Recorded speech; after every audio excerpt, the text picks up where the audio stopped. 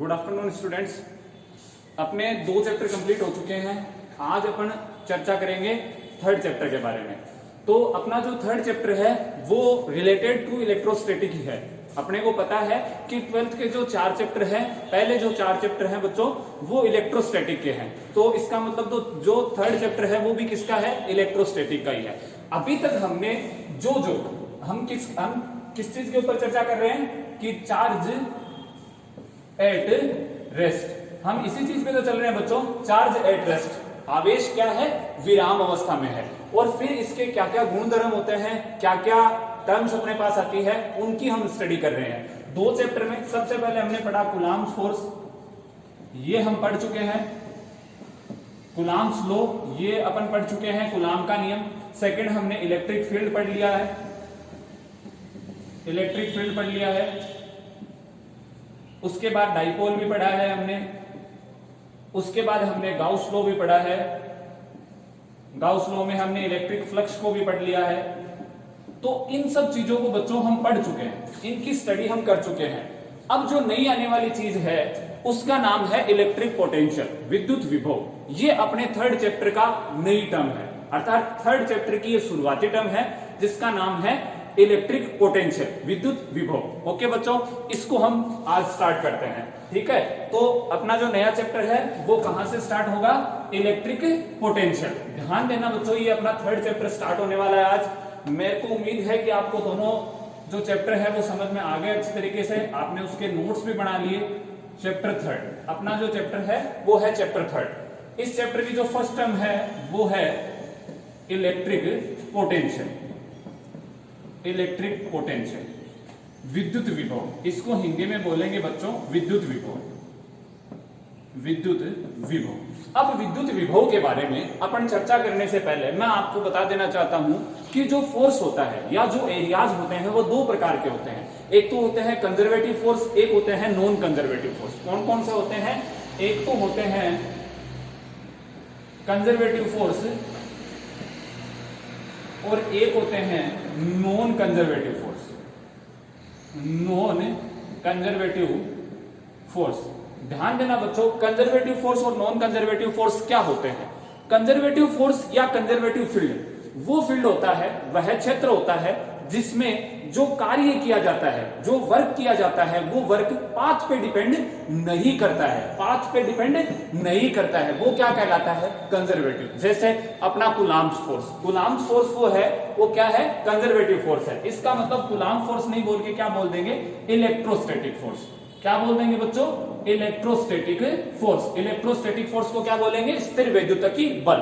अर्थात जो हमारा स्थिर वैद्युतिकी बल है वो एक संरक्षी बल है, कंजर्वेटिव फोर्स है। कंजर्वेटिव फोर्स का मतलब क्या होना बच्चों? ऐसा फोर्स या ऐसा क्षेत्र जिसमें जो कार्य किया जाता है वो पाथ पे डिपेंड नहीं करता है। आगे बात समझ में? अर्थात यदि उस क्षेत्र में आप वस्तु को एक स्थान से दूसरे स्थान पे लेके जाओगे तो आपने कितना कार्य किया है ये उस चीज पे डिपेंड नहीं करता है कि आप किस पथ से जा रहे हो। ध्यान देना मेरी बात, संरक्षी बल क्षेत्र अर्थात conservative force area. Conservative force area वो एरियाज होते हैं जिनमें जो वर्क डन किया जाता है वो कभी भी पाथ पे डिपेंड नहीं करता है, लाइक इलेक्ट्रोस्टैटिक फोर्स। ओके बच्चों, सेकंड बात ये आती है non conservative force. Non conservative force वो फोर्स होते हैं या वो फोर्स एरियाज होते हैं जिनमें जो वर्क किया जाता है वो पाथ पे डिपेंड करता है। इसका सिंपल उदाहरण आप क्या देखोगे? शान बल, विस्कोसिटी फोर्स। क्या देखोगे? शान बल, विस्कोसिटी फोर्स। ये मैंने आपको इसलिए बताया है क्योंकि कंजर्वेटिव फोर्स में, कंजर्वेटिव फोर्स एरिया जो होते हैं उनमें जो प्रत्येक पॉइंट होता है वो एक यूनिक पोटेंशियल एनर्जी से रिलेट करता है। ध्यान देना बच्चों, प्रत्येक पॉइंट जो होता है वो एक यूनिक पोटेंशियल एनर्जी से रिलेट करता है, प्रत्येक बिंदु के साथ स्थितिज ऊर्जा संबंधित होती है। आई मेरी बात समझ में? कंजर्वेटिव फोर्स एरियाज वो फोर्स एरियाज होते हैं जिनमें किया गया कार्य पथ पर डिपेंड नहीं करता है परंतु प्रत्येक बिंदु के साथ एक स्थितिज ऊर्जा संबंधित होती है। Every point has an unique potential energy. Okay, but non conservative areas या नॉन कंजर्वेटिव फोर्स एरियाज वो एरियाज होते हैं जिनमें जो वर्क डन किया जाता है वो पाथ पे डिपेंड करता है, लाइक विस्कोसिटी फोर्स।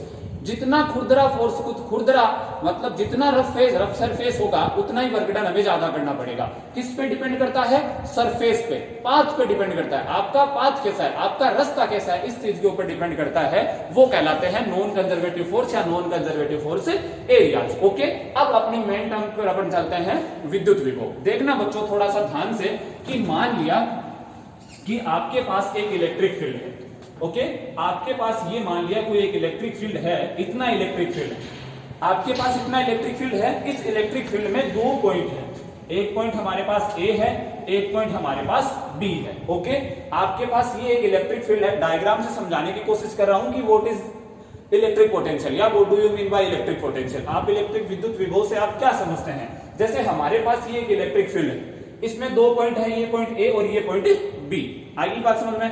अब आप क्या करना चाह रहे हो कि Q नोट एक चार्ज है, इस Q नोट चार्ज को आपने यहां से उठाया और यहां लेके आना चाह रहे हो। ध्यान देना मेरी बात, we want to take Q naught charge from this point to that point. हम इस पॉइंट से इसको कहां ले जाना चाह रहे हैं?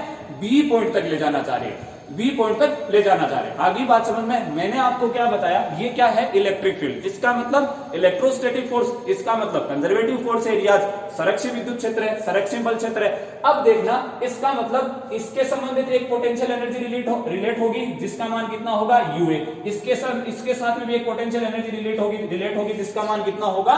यूबी। ध्यान देना, वापस बता देता हूं, जब अपन क्या करना चाहते हैं, किसी एक चार्ज को, ये पॉजिटिव चार्ज मान लिया, एक छोटा धनात्मक आवेश है जिसको हम ए पॉइंट से कहां लाना चाहते हैं? बी पॉइंट तक लाना चाहते हैं। बच्चों कहां लाना चाहते हैं? ए पॉइंट से बी पॉइंट तक लाना चाहते हैं।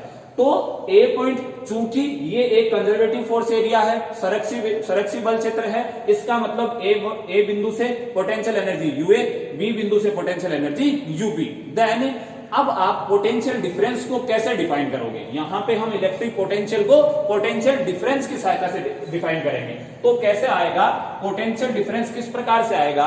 पोटेंशियल डिफरेंस होगा वीबी, वीबी, क्योंकि हम कहां से कहां लाना चाहते हैं? ए से बी। वीबी माइनस बी ए बराबर यूबी माइनस यूए बटा Q naught. Okay, VB minus VA बराबर UB माइनस UA बटा Q नोट। अब बच्चों इनमें हमें बहुत सी चीजें ध्यान में रखनी पड़ेगी। जैसे ये हमारा एक फिक्स फॉर्मूला है, ये आपको पूरा रिमेंबर रखना है। कैसे है? जैसे मान लिया कि एक चार्ज Q नोट, एक पॉजिटिव चार्ज, जिसको एक बिंदु से कहां लाना चाह रहे हैं? B बिंदु तक। देखना बच्चों ध्यान से सुनना, ये एक इलेक्ट्रिक फील्ड इंटेंसिटी का एरिया है, इलेक्ट्रिक फील्ड एरिया है, कंजर्वेटिव एरिया है, संरक्षित क्षेत्र है। ओके, इससे ए पॉइंट से relate energy UA, B point से रिलेट एनर्जी यूबी।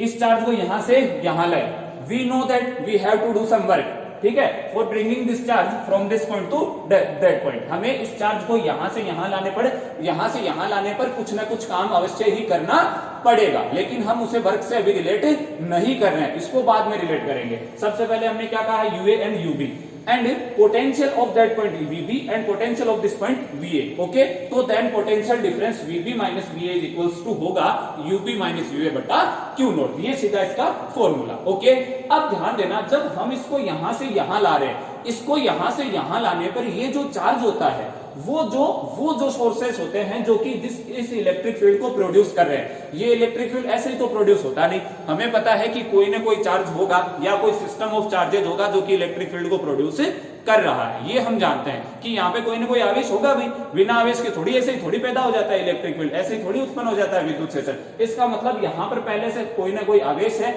या कोई आवेशों का एक निकाय है जो कि इस विद्युत क्षेत्र को उत्पन्न कर रहा है। तो ये जो चार्ज एक स्थान से दूसरे स्थान पर लाते हो, ये चार्ज उन सोर्सेज को इफेक्ट नहीं करता है, उन सोर्सेज को इफेक्ट नहीं करता है। It means when we taken out this charge या this positive charge from point A to B, the charge does not affect the source of electric field. Charge इस इलेक्ट्रिक फील्ड के source को कोई भी effect, कोई भी प्रभावित नहीं करता है। आगे बात समझ में? then the definition of potential difference will be VB minus VA is equals to UB minus UA बटा क्यू नोट। ओके, कोई दिक्कत नहीं यहाँ तक। But we want to take या वी वांट टू नो या we want to calculate that the potential of a point. हम एक बिंदु का विद्युत विभव चाहते हैं, इसका मतलब हम एब्सोल्यूट पोटेंशियल चाहते हैं। क्या चाहते हैं हम? निरपेक्ष विभव का मान चाहते हैं। तो वो कैसे करेंगे बच्चों? अगर हमें निरपेक्ष विभव का मान निकालना है तो हमें एक रिफरेंस पॉइंट लेना पड़ेगा। एक क्या लेना पड़ेगा? Reference point. हमें एक रिफरेंस पॉइंट लेना पड़ेगा बच्चों, हमें लेना पड़ेगा एक रिफरेंस पॉइंट। जैसे अब रिफरेंस पॉइंट किसको कहते हैं बच्चों? रिफरेंस पॉइंट उसको कहते हैं, जैसे मान लिया कि हमें कोई एक बहुत बड़े डॉक्टर के पास दिखाना है और उस डॉक्टर के पास लंबी भीड़ लगी रहती है, तो हमें क्या करना पड़ेगा? हमें अगर पहले दिखाना है तो हमें कहना पड़ेगा विधायक जी के भतीजे, या कोई ना कोई ऐसी रिफरेंस लगानी पड़ेगी जो हमें उस लाइन से आगे ले जा सके। तो अब हमें यहाँ पे एक ऐसा रिफरेंस लगाना पड़ेगा जो इनमें से एक टर्म को क्या कर दे? गायब कर दे। तो जैसे ही एक टर्म गायब हो जाएगी तो सेकंड टर्म बचेगी, वो एब्सोल्यूट पोटेंशियल हो जाएगा। आई मेरी बात समझ में? जैसे ही हम दोनों में से एक टर्म को गायब कर देंगे हमारे पास एब्सोल्यूट पोटेंशियल बच जाएगा। अब हम एक टर्म को गायब कैसे करेंगे? तो we have to take reference point like that कि potential energy and potential of that point will be zero. इसका मतलब है पोटेंशियल विद्युत विभव, पोटेंशियल का मतलब है विभव भी उसका कितना होना चाहिए? जीरो होना चाहिए बच्चों। पोटेंशियल एनर्जी भी कितनी होनी चाहिए? जीरो होनी चाहिए। पोटेंशियल एनर्जी भी कितनी होनी चाहिए? जीरो होनी चाहिए। ऐसा पॉइंट कौन सा होता है? ऐसा पॉइंट होता है इंफिनिटी। इसका मतलब हम रेफरेंस पॉइंट क्या ले लेंगे? इंफिनिटी ले लेंगे बच्चों। रेफरेंस पॉइंट जैसे ही हम इंफिनिटी लेंगे, we take point A at infinity. क्या कहां से ला रहे हैं हम? इंफिनिटी से। इसका मतलब इस चार्ज को हम कहां से लेके आ रहे हैं? इंफिनिटी से। कहां ला रहे हैं? इलेक्ट्रिक फील्ड के किसी पॉइंट पे। ध्यान देना। And V of infinity, A की जगह क्या आ जाएगा? इंफिनिटी। कितना होता है? Zero. u of also infinity is equals to zero. इसका मतलब जब हम a को कहां ले लेंगे? इंफिनिटी के ऊपर ले लेंगे, अनंत के ऊपर ले लेंगे, तो अनंत का विभव कितना हो जाएगा? जीरो। अनंत की स्थितिज ऊर्जा कितनी हो जाएगी? जीरो। जैसे ही जीरो हुई तो ये टर्म दोनों गायब हो जाएगी और ये इस फॉर्म में बन जाएगा VB is equals to UB upon Q naught. Okay, अब देखो बच्चों, ये VB और UB ये तो हमने एक पॉइंट को नोमिनाइज कर रखा है। But if we want to this formula in standard form then we have to remove B। जो ये B है उसको हमें क्या करना पड़ेगा? रिमूव करना पड़ेगा। तो अगर स्टैंडर्ड फॉर्म में लिखेंगे तो स्टैंडर्ड फॉर्म में लिखते ही क्या बन जाएगा बच्चों? स्टैंडर्ड फॉर्म में लिखते ही बन जाएगा, स्टैंडर्ड फॉर्म में लिखते क्या बन जाएगा? V बराबर U बट्टा Q नोट। इसका मतलब पोटेंशियल क्या हो गया? Ratio of potential energy and charge. Ratio of potential energy and considering charge. जिस चार्ज को हम कंसिडर कर रहे हैं और पॉइंट की जो पोटेंशियल एनर्जी है उन दोनों के रेशियो के बराबर इलेक्ट्रिक पोटेंशियल आ जाता है। कोई दिक्कत नहीं। यहां तक हमने क्या किया? हमने केवल इतना ही किया कि हमारे पास पोटेंशियल डिफरेंस तो आ गया डेफिनेशन के अकॉर्डिंग, बट हमें तो एब्सोल्यूट पोटेंशियल निकालना है। और एब्सोल्यूट पोटेंशियल निकालने के लिए हमने क्या किया? एक पॉइंट को रिफरेंस पॉइंट, और रिफरेंस पॉइंट कौन सा माना? इंफिनिटी मान लिया, क्योंकि इंफिनिटी पे पोटेंशियल कितना होता है? जीरो। और इंफिनिटी की पोटेंशियल एनर्जी भी कितनी होती है? जीरो होती है। ओके बच्चों, कैसे होता है वो मैं आपको आगे वाले वीडियोस में बताऊंगा। कैसे होता है बिल्कुल अच्छे से डिस्क्राइब करूंगा। अभी आप मानो इंफिनिटी बराबर जीरो, यू इंफिनिटी बराबर zero, then this formula will can be in form VB बराबर UB upon Q naught, but we have to write this formula in standard form, then we can write V बराबर U upon Q naught। Okay, अब देखना बच्चों, ये conservative force है। हमें पता है कि कंजर्वेटिव फोर्स में जो वर्क होता है वो वर्क पाथ पे डिपेंड नहीं करता, बट पॉइंट्स पे जरूर डिपेंड करता है। पॉइंट्स का मतलब पोजीशन पे डिपेंड करता है। इसका मतलब according to work energy theorem, अगर हमें याद हो, according to work energy theorem W बराबर क्या होता है बच्चों? डेल्टा K होता है। डेल्टा K होता है। K is change in kinetic energy, गतिज ऊर्जा में परिवर्तन। But we also know that potential energy and kinetic energy also remain constant. इन दोनों में परिवर्तन की जीरो के बराबर होता है। ये हम पढ़ चुके हैं दोनों 11th में। इसका मतलब यहां से क्या आया बच्चों?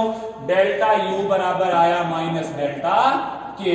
ओके, अब अगर इसको मैं यहां लिख दूं तो ये फॉर्म बन जाती है W बराबर माइनस डेल्टा U की फॉर्म बन जाती है, W बराबर माइनस डेल्टा U। यहाँ पे डेल्टा क्या दिखा रहा है बच्चों, डिफरेंस दिखा रहा है। डिफरेंस का मतलब दो पॉइंट्स की एनर्जी में कितना अंतर है। ओके, हमने तो एक पॉइंट को 0 मान लिया है, तो इसका मतलब U बराबर किसके हो जाएगा, माइनस W के बराबर। किसके हो जाएगा, माइनस W के बराबर। तो देन अपन मैं इसको थोड़ा सा मिटाता हूं, इसको इस डायग्राम को मिटाता हूं बच्चों, तो हमारे पास ये फॉर्मूला कैसे बन जाएगा, इट मींस U बराबर माइनस W, तो देन V बराबर माइनस W बटा Q नोट। अब हम W के नीचे कुछ बेस में कुछ टर्म्स लगा लेंगे। हमने क्या कहा है, हमने यही तो कहा है कि हम चार्ज को कहां से ला रहे हैं, इन्फिनिटी से कहां ला रहे हैं, विद्युत क्षेत्र के किसी पॉइंट तक ला रहे हैं। तो हम क्या लगा देंगे, WA इंफिनिटी। ओके बच्चों, कोई भी पॉइंट हमने ए ले लिया और एक पॉइंट ले लिया हमने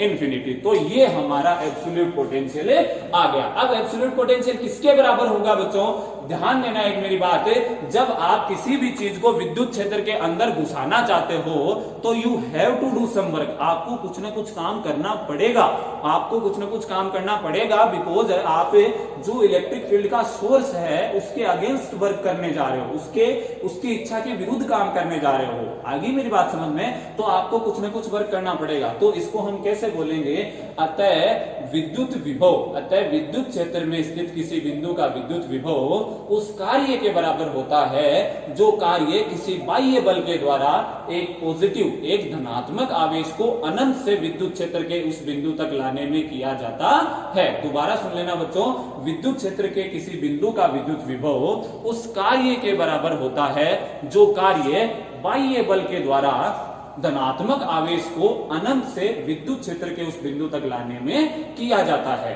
the electric potential of any point in electric field is equal to the amount of the work, is equal to the amount of the work doing by the external force in bringing a unit positive charge from infinity to that point in electric field। Okay, दोबारा से revise कर देता हूं, लिख लेना इस definition को कि the electric potential of any point in electric field is equal to the amount of the work doing by the external force in bringing out a unit positive charge from infinity to that point in electric field। Okay बच्चों, ये अपना electric potential का concept complete होता है। अब electric potential की हम unit निकाल लेते हैं और डायमेंशन निकाल लेते हैं, फिर इसका चैप्टर अपन कंप्लीट करते हैं, इसका टॉपिक ये कंप्लीट करते हैं। देखना बच्चों, V हमारे पास क्या आ गया, W बटा Q आ गया।